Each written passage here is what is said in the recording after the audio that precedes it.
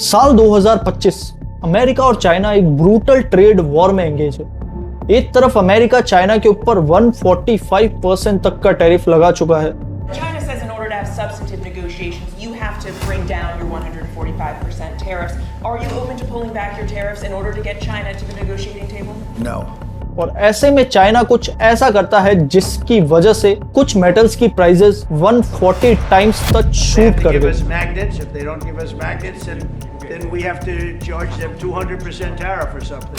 Aerospace companies panic situation में आ गई, drone manufacturing companies को पार्ट नहीं मिल रहे हैं, यहाँ तक कि यूएस मिलिट्री आर्म मैन्युफैक्चरर्स के प्रोडक्शन डिले हो गए। और ये सब हुआ सिर्फ कुछ मेटल्स की वजह से।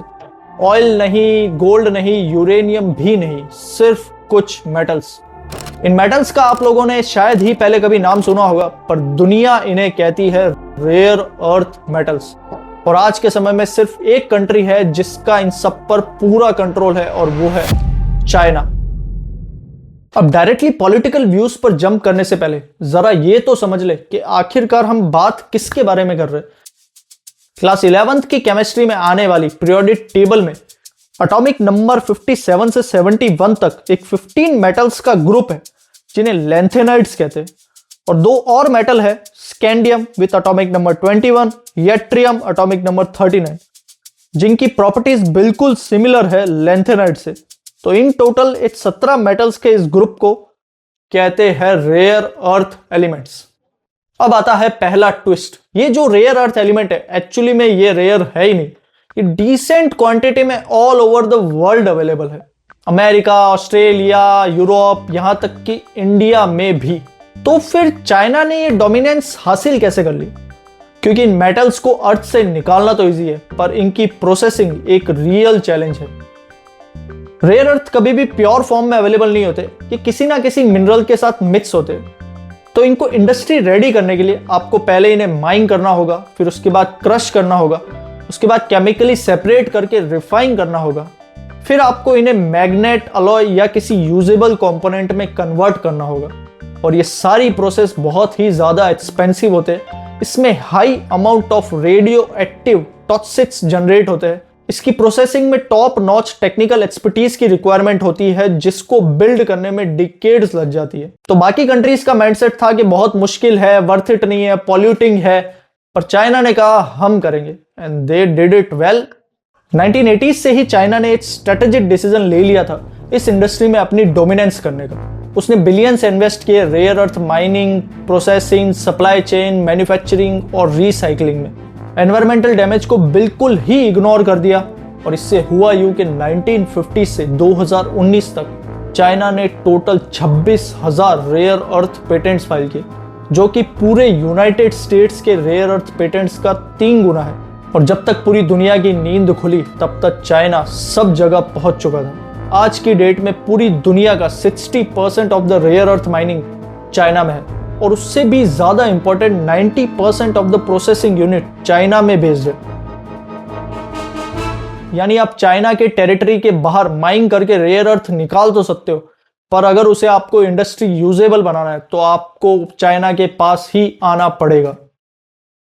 तो ठीक है ना, चाइना तो इन मेटल्स को बहुत टाइम से कंट्रोल कर रहा है, तो प्रॉब्लम क्या है? जरा अपने माइंड में सोचिए कि अगर मैं आज की डेट में आपकी डेली लाइफ में से रेयर अर्थ एलिमेंट्स को हटा दूं तो आपके ऊपर क्या क्या इंपैक्ट आएगा। पहला इंपैक्ट, आपके स्मार्टफोन्स गायब, क्योंकि स्मार्टफोन्स के अंदर जो वाइब्रेशन मोटर है, जो स्क्रीन है, जो स्पीकर्स है, उन सब में रेयर अर्थ एलिमेंट्स यूज लिए जाते हैं। आपकी जो ये ईवी कार और ईवी स्कूटीज है वो भी गायब, क्योंकि ईवी बैटरीज के अंदर एक पावरफुल मैग्नेट यूज आती है जिसमें नियोडाइमियम और डाइस्प्रोजियम जैसे रेयर अर्थ एलिमेंट्स को यूज लिया जाता है। विंड टर्बाइंस गायब, फाइटर जेट्स गायब, सैटेलाइट सिस्टम गायब, और भी ऐसी कई इंपॉर्टेंट चीजें हैं जो कि बिल्कुल गायब हो जाएगी। क्योंकि इन मेटल्स को लूज करना सिर्फ आपकी इकोनॉमी को इंपैक्ट नहीं करेगा, बल्कि आपकी एंटायर मिलिट्री और एडवांस सिस्टम्स को क्रिपल कर देगा। जब रेयर अर्थ की डिमांड को प्रोजेक्ट किया गया तो पता चला कि 2035 तक ये डिमांड 400 से 600% तक बढ़ने वाली है। आयरनी देखो आप लोग, हम लोगों ने ग्रीन एनर्जी और क्लीन एनर्जी को इंट्रोड्यूस ही इसलिए किया ताकि हमारी डिपेंडेंसी इन ऑयल कंट्रीज के ऊपर कम हो जाए, पर हम अपनी डिपेंडेंसी को कम नहीं कर रहे, बस हम उसे शिफ्ट कर रहे हैं from oil countries to China. अगर देखा जाए तो लंबे समय तक चाइना ने रेयर अर्थ पर अपने इस डोमिनेंस को एक डिप्लोमेटिक वेपन की तरह यूज लिया ही नहीं। वो तो बेचारा पूरे वर्ल्ड को सस्ते दामों में रेयर अर्थ सप्लाई कर रहा था। पर पहला चेंज आया 2010 में। ईस्ट चाइना सी में एक आइलैंड है, सेंकाकू आइलैंड, जिसको लेकर जापान और चाइना के बीच में डिस्प्यूट चल रहा था। तो जापानीज आर्मी ने क्या किया कि चाइनीज फिशिंग बोट के कैप्टन को गिरफ्तार कर लिया।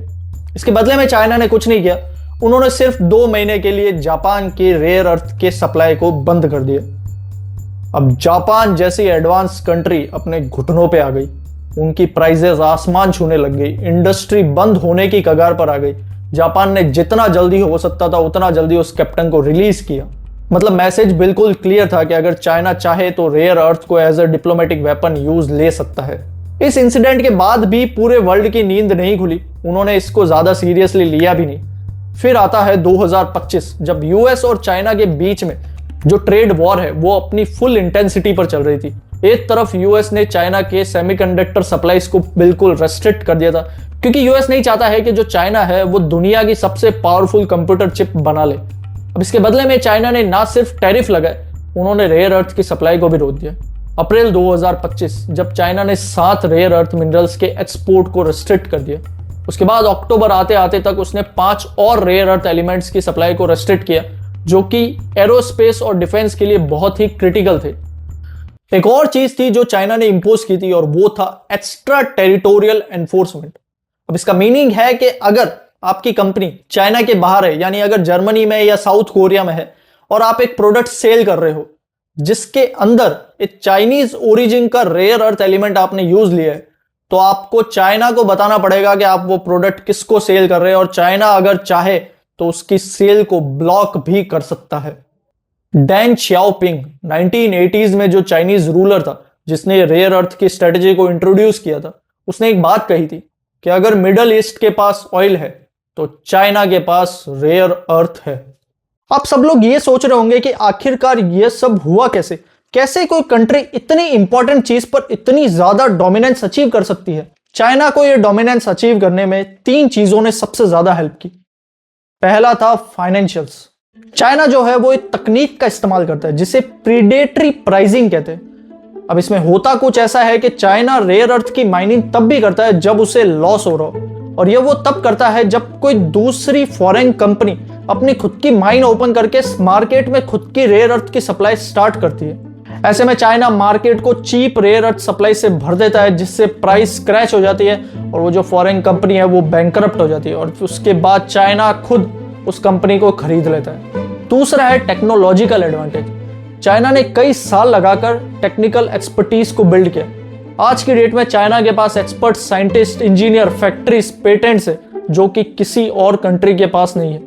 और यह सब चाइना ने कोई 1 या 2 साल में नहीं किया, 1980s से चाइना इसी पर काम कर रहा है। तीसरा है एनवायरमेंटल डैमेज को इग्नोर करना।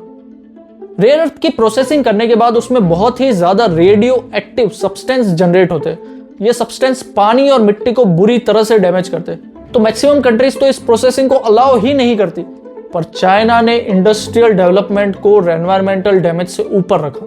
तो गाइस, ऐसे डेवलप होती है मोनोपोली। ये कोई लक नहीं है, चाइना की कई सालों की मेहनत है। अब सबसे बड़ा सवाल तो ये आता है कि आखिरकार बाकी कंट्रीज कर क्या रही है। तो चाइना के इस मोनोपोली को तोड़ने के लिए मेजर 3 रेस्पॉन्सेज दिए गए। पहला रेस्पॉन्स था यूनाइटेड स्टेट्स का। यूएस ने 2025 में $400 मिलियन इन्वेस्ट किए एमपी मटेरियल्स में, जो कि यूएस का ही एक domestic rare earth magnet producer है। फिर यूएस ने $1 बिलियन का रेयर अर्थ एग्रीमेंट साइन किया ऑस्ट्रेलिया के साथ, और एक मेमोरेंडम ऑफ अंडरस्टैंडिंग साइन किया मलेशिया के साथ, जो कि चाइना के बाद दुनिया का सबसे बड़ा रेयर अर्थ का सप्लायर है। पर अमेरिका की जो काउंसिल ऑफ फॉरेन रिलेशंस है, उसने अमेरिकी सरकार को कुछ सलाह दी कि देखो यार, आप लोग जो है वो चाइना का मॉडल रेप्लिकेट करने की कोशिश मत करो, क्योंकि चाइना को उसको बिल्ड करने में डिकेड्स लगे। तो इसलिए आप लोग रिसाइकल्ड रेयर अर्थ मटेरियल्स पे काम करो, substitute of rare earth material ढूंढो, और कुछ ऐसे फ्यूचरिस्टिक प्रोसेसेस ढूंढो जिससे हमारी चाइना पे जो डिपेंडेंसी है वो कम हो जाए। दूसरा जो मेजर रेस्पॉन्स है वो आया यूरोपियन यूनियन से।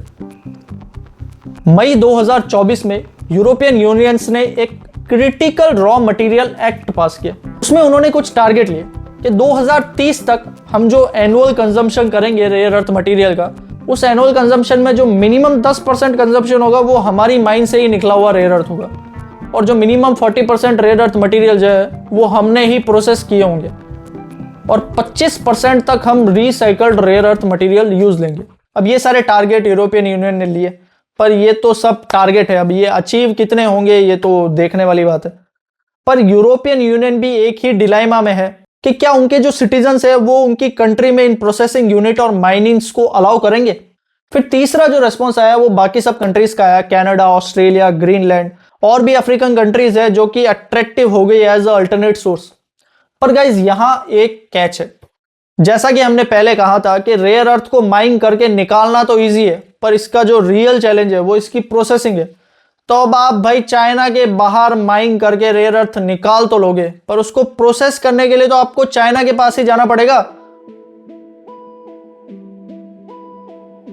तो गाइज ये सब जो हम विटनेस कर रहे हैं इसे जियोपॉलिटिकल पावर का फंडामेंटल शिफ्ट कहते हैं। जैसे आज 20th सेंचुरी में हम सब लोग ऑयल पे डिपेंडेंट हैं, और जो कंट्रीज ऑयल को कंट्रोल करती है वो पूरे वर्ल्ड की इकोनॉमी को कंट्रोल करती है। जो फॉरेन पॉलिसी है उसे भी इसी से रिलेटेड डिजाइन किया गया।